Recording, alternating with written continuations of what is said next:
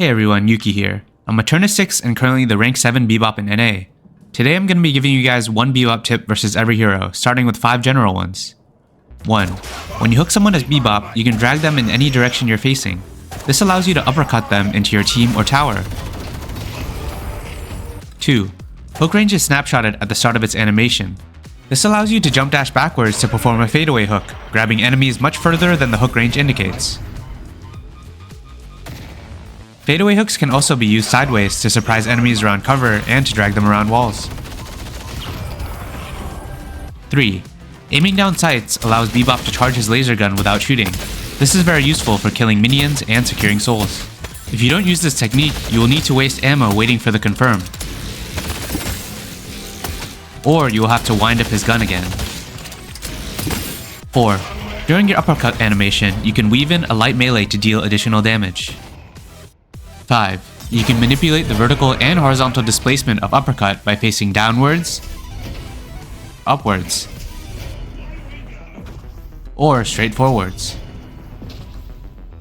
Looking downwards is good for minimum displacement if you want to keep the enemy at close range. Looking upwards is good for max vertical displacement if you want to send them high. And looking straight forward is good for max horizontal displacement if you want to send them as far away as possible. All of these options are useful depending on the situation.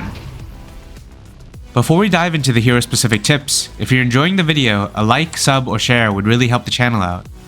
Without further ado, let's start with Abrams. A hooked Abrams can be very dangerous as he can pin you back into his team and tower, or on any nearby walls. When you hook an Abrams with shoulder charge up, try to turn in a direction that doesn't give him a free pin on a wall behind you or into his teammates. Most Apollo players will immediately use riposte after being hooked to negate your sticky bomb and uppercut combo. When you hit a grapple arm on him, wait a second before your combo to bait it out, and then stick him afterwards. After hooking Billy, I like to mix in an instant parry as a lot of players greed for melee. When successful, you can deal massive damage to him. Be careful with this though, and only try it when you have sufficient stamina to escape, as it allows him to spam light melees on you. Against Calico, try to avoid sustained close-range fights where she is strongest. Bebop's hitbox is massive and she will be able to hit all her gloom bombs and pellets on you fairly easily. Additionally, her return to shadows can negate your sticky bomb damage entirely. If you can't immediately one-shot her, it's best to just do your combo and kite to safety, waiting for your next hook. Celeste has a passive that gives her decreased gravity scale, making her fly high when uppercut normally. This allows for an easy escape. When you hook Celeste, you should look downwards to reduce uppercut's vertical displacement, making it harder for her to run away. Good Doorman players often have an escape door set up in case they get hooked, allowing him to get out of danger easily. To counter this, always uppercut him in the direction farthest away from walls to maximize the damage he takes. If Drifter hits Stalker's mark on you, do not panic. If you waste a bunch of stamina before he teleports, you will be shredded because of Bebop's big hitbox. Instead, calmly walk back to safety and dash jump backwards after he teleports.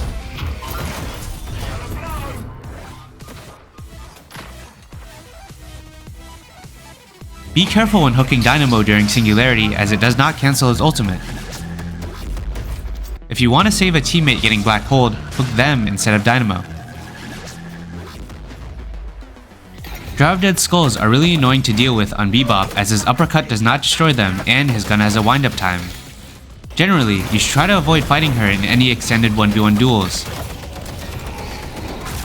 Similar to Calico, if you can't immediately one-shot her, it's best to just do your combo and kite to safety waiting for your next hook.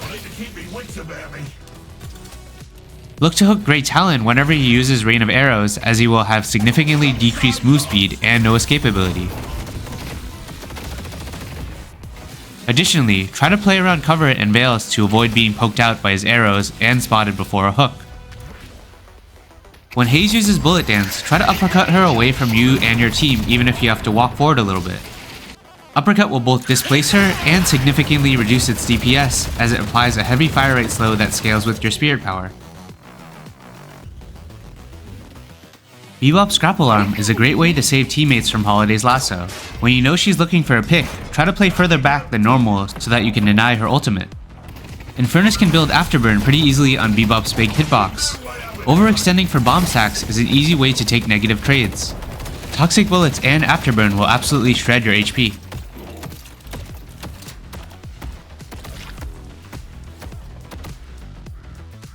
Generally, you should only try to fight him after hitting hook, or if you have a mana advantage.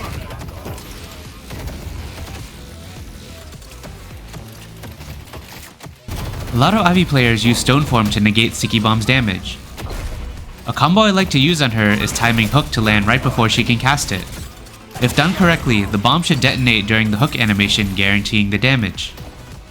Kelvin is an easy hook target when using Ice Path, as his movement is usually predictable and his vision is obscured. Use this to your advantage and always go for a grapple on him while he's Ice Pathing.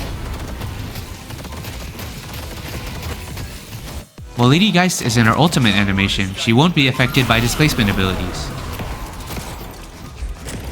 When you hook a low HP Geist with Soul Exchange, you should wait until she swaps to uppercut to still get the knockback effect.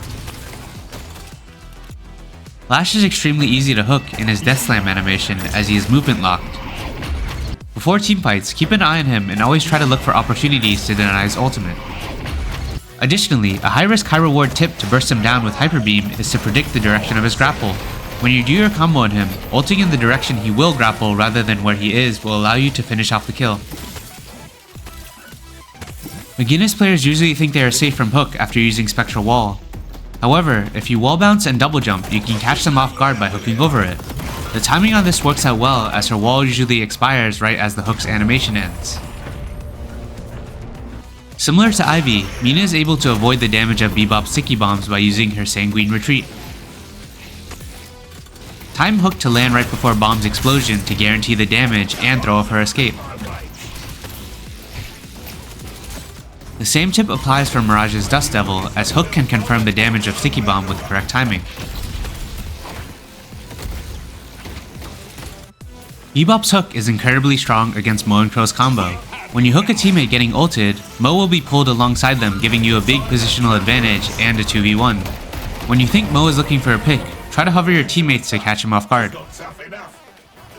Many Paige players will instinctively use Rallying Charge to stun you out of Hyper Beam. This is actually a great trade as Bebop's ultimate comes back twice as quickly. If possible, always try to bait her horses out as it will be a net positive for your team. Good Paradox players will use Swap when you hook them to get back to safety. To counter this, you can immediately Hyper Beam her as it pierces through wall and auto-targets her during the swap animation.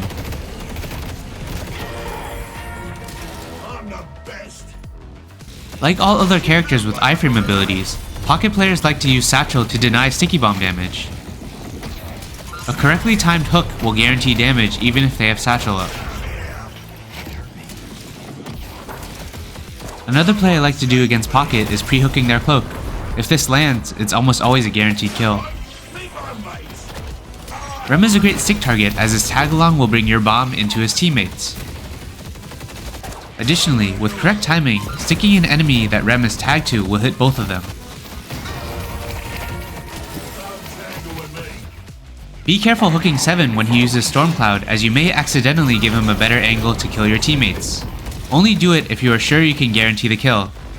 Instead, I like to counter ult him as Hyper Beam has a far higher DPS and spirit scaling.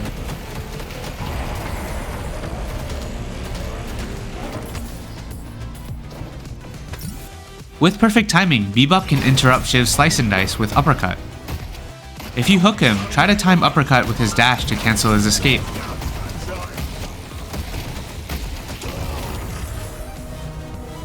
Be careful 1v1ing Silver when she has her ultimate up, as your big hitbox will charge it up easily.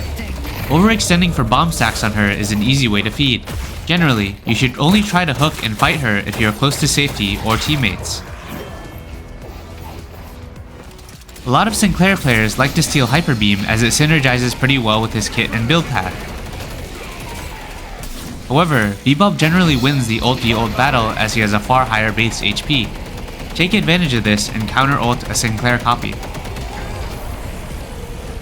Similar to Abrams, a hook Venator is dangerous as he can gutshot you back into any nearby walls. When you hook Venator with gutshot up, try to turn in a direction that does not give him a free stun.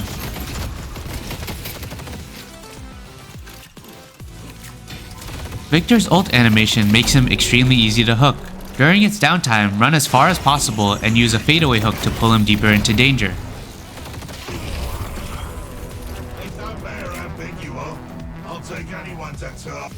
Hooking a fly in Vindicta can be tricky as she has full aerial control.